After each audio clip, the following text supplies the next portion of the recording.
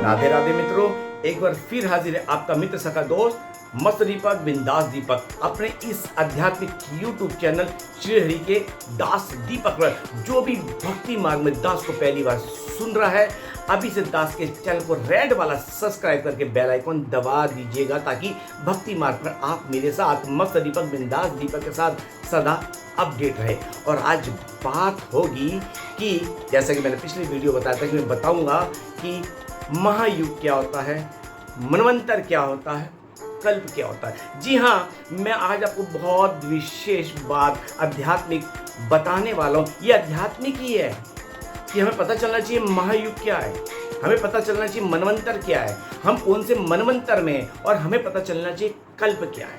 सबसे पहले मैं आपका ध्यान लेकर चलूंगा कि इस धरती के एक साल 365 दिन का है और एक दिन 24 घंटे का है।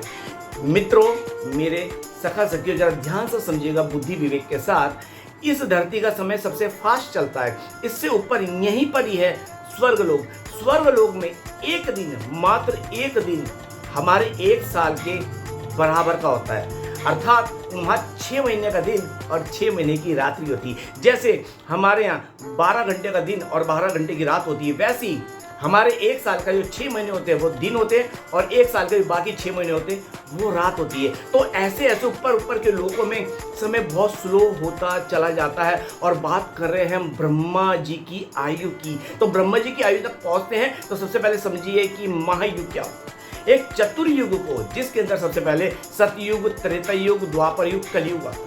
इन सब का टोटल 43,20,000 है। जी हाँ, 17,28,000 वर्ष का क्या होता है, ये सतयुग होता है। और 12,96,000 वर्ष का जो नीचे आता है ये त्रेता युग होता है। 8,64,000 वर्ष का ये द्वापर युग होता है। और 4,32,000 वर्ष का ये कलयुग है, जिसमें कलयुग के 4 चरण हैं। पहला चरण 1,08,000 वर्ष का है, जिसके अंदर अभी 53,05,300 वर्ष अभी बीत चुके या समाप्त हो चुके हैं। तो ये होता है, इन चारों युगों को मिला के करेंगे तो 43,20,000 आता है। और इस 43,20,000 का चतुर्युग को कहा जाता है महायुग।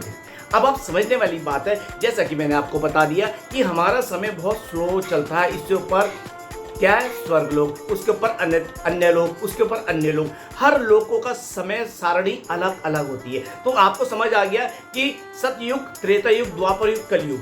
और इस बात को नई तरीके समझो, सतयुग जो सतयुग से शुरू होते हैं, नीचे कलयुग से आते हैं। कलयुग 4,32,000 का, उसमें 4,32,000 जोड़ दो, 8,64,000 का। 8,64,000 में फिर 4,32,000 जोड़ दो 12,96,000 वर्ष का। और उसमें 4,32,000 और जोड़ दो, 17,28,000 वर्ष का। जैसा कि मैंने आपको सारी कैलकुलेशन बता दी, तरीके से समझाने की उम्मीद करता हूँ समझ आ गया होगा।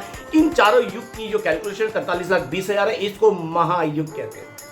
और सबसे बड़ी बात महायुग आपको समझ आया। अब सबसे बड़ी बात यह आता है कि मनवंतर क्या होता है। देखिए, एक बात समझ लीजिए, मैं पहले आपको छोटे से पहले तरीके से बता दूं। ब्रह्मा जी की जो आयु होती है 1,000 चतुर्युग, जो महायुग बीता है, इसका एक दिन होता है, वो भी दिन। और ऐसे ही 1,000 चतुर्युग, जिसे कहते हैं महायुग, बीतने पर उनकी होती है रात। इसको दूसरे तरीके से समझिए, मैंने आपको बताया जैसे अभी हमारे 71 चतुर्युग है, 71 महायुग, 71 चतुर्युग का एक मनवंतर होता है। 14 मनवंतर का एक कल्प होता है। और एक कल्प ब्रह्मा जी का एक दिन होता है। मैंने आपको दोनों चीज विस्तार से समझा दी।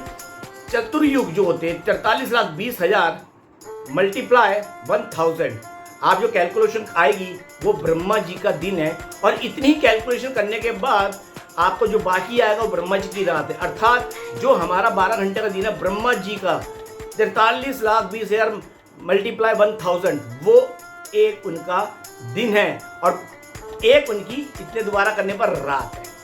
मनवंतर क्या होते हैं, मनवंतर क्या होते हैं, 71 जब चतुर्युग बीत जाते हैं, कौन से, सतयुग, त्रेता युग, द्वापर युग, कलयुग, जिसे मैंने यहाँ महायुग कहा है, ठीक है। ऐसे 71 जो मनवंतर ऐसे 71 जब महायुग बीतते हैं, उसका एक मनवंतर होता है। 14 मनवंतर का एक कल्प होता है, जो ब्रह्मा जी का एक दिन होता है। और ऐसे ही 14 मनवंतर बीतने पर ब्रह्मा जी की एक रात आती है। तो ब्रह्मा जी का संपूर्ण एक दिन माना जाता है, जैसे हमारा 24 घंटे का एक दिन होता है। और ब्रह्मा जी की आयु 100 वर्ष है, ये आप समझ लीजिए। अब बात आती है मनवंतर। अब मनवंतर में कौन से मनवंतर, हम इस समय 7वें मनवंतर में हैं। आपको जानकर बड़ी खुशी होगी, ये जो 7वां मनवंतर है ना, इसी में श्री कृष्ण साक्षात अपने गोलोक धाम से यहाँ पे अवतरित हुए थे। भगवान अवतार नहीं लेते, खुद अवतरित होते हैं। भगवान इसी ब्रह्मा जी के एक दिन में आते हैं। ब्रह्मा जी के एक दिन में जो अभी द्वापर युग बीता है ना, उसमें साक्षात श्री कृष्ण खुद अपने गोलोक धाम से पधारे थे। बोलो श्री कृष्ण भगवान की जय, गोलोक धाम की जय। अब ये 71 जैसे चलेगा, जैसे 7वां मनवंतर चल रहा है, जब जैसे 14 मनवंतर हो जाएंगे तो एक कल्प हो जाएगा।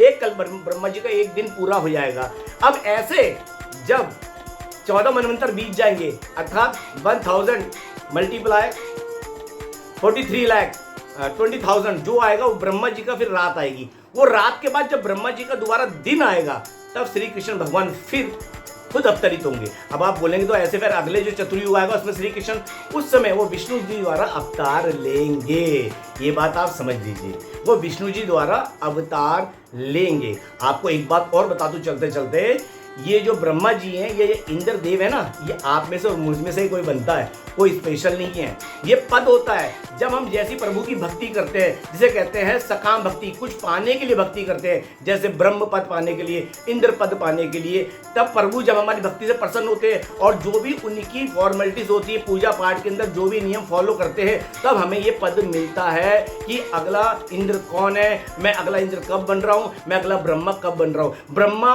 और इंद्र बनने के लिए कोई स्पेशल कुछ नहीं है। हमारे जो अध्यात्म का जो सिद्धांत है, पूजा पद्धति है, उसको सिद्ध करके आप प्रभु को प्रसन्न करके वो पद पा सकते हैं। उसके बाद क्या होता है, जैसे इंद्र का पद, जैसे इंद्र की आयु खत्म, तो इंद्र को जब भी आपने सुना होगा संतों से गिरा दिया जाता है, वो इस धरा पे ही आके गिरता है। फिर उन्हें मानव देह मिलती है, फिर वो भक्ति करते हैं। भक्ति करके जैसा आचरण करेंगे, भोग वासना में लगेंगे तो 84 लाख योनि, और भक्ति करेंगे तो भगवत प्राप्ति करके सीधा मुक्त हो जाते हैं। और यही ब्रह्मा जी का है। ब्रह्मा जी जब अपनी आयु पूर्ण करेंगे और जैसी पूर्ण करेंगे वैसे उन्हें धरती पे गिरा दिया जाएगा। एक बार जब ब्रह्मा जी की आयु 100 वर्ष पूर्ण होती है, तब विष्णु जी एक बार पलके झपकते हैं। कैसे? ऐसे, सिर्फ एक बार। जब ब्रह्मा जी की 100 वर्ष की आयु पूर्ण होती ना, तब विष्णु जी ऐसे पलके झपकते हैं। तो आप ये बात समझ लीजिए, बहुत सीधा सरल है। मेरा पर्सनली आते रहते हैं, प्रभु जी कल्प क्या, मनवंतर क्या, सीधा फंडा है। चतुर्युग को महायुग कहते हैं। 43,20,000 का चतुर्युग है, और 71 चतुर्युग बीतने पर एक मनवंतर होता है। अभी हम 7वें मनवंतर में हैं। जब 14 मनवंतर बीत जाएंगे, मतलब 14 चतुर्युग बीत जाएंगे, तब एक मनवंतर होता है, सॉरी एक कल्प होता है। 71 चतुर्युग बीतने पर एक मनवंतर होता है, और 14 मनवंतर बीतने पर एक कल्प होता है। वो एक कल्प ब्रह्मा जी का एक दिन होता है, और ऐसे सब कुछ बीतने पर, कल्प बीतने पर 71 और 14 मनवंतर बीतने पर जो अगला कल्प आता है वो एक रात होती है। अब आप देख लो ब्रह्मा जी की आयु कितनी बड़ी है। तो मित्रों, उम्मीद करता हूँ दास द्वारा दी गई जानकारी आपको अच्छी लगी होगी। जो भी भक्ति मार्ग में पहली बार सुनता है, अभी से दास के चैनल को रेड वाला सब्सक्राइब करके बेल आइकन दबा देना, ताकि आप मेरे साथ चकाचक भक्ति मार्ग पर अपडेट रहें। कोई गलती हो गई तो क्षमा करना। संतों की वाणी द्वारा जो भी दास को ज्ञान प्राप्त हुआ, मैंने आप सबके समक्ष रखा। तो मिलते अगले वीडियो, तब तक के लिए जय जय श्री राधे। राधे राधे ब्रज, वास राधे, राधे श्याम, सीताराम, हरि बोल।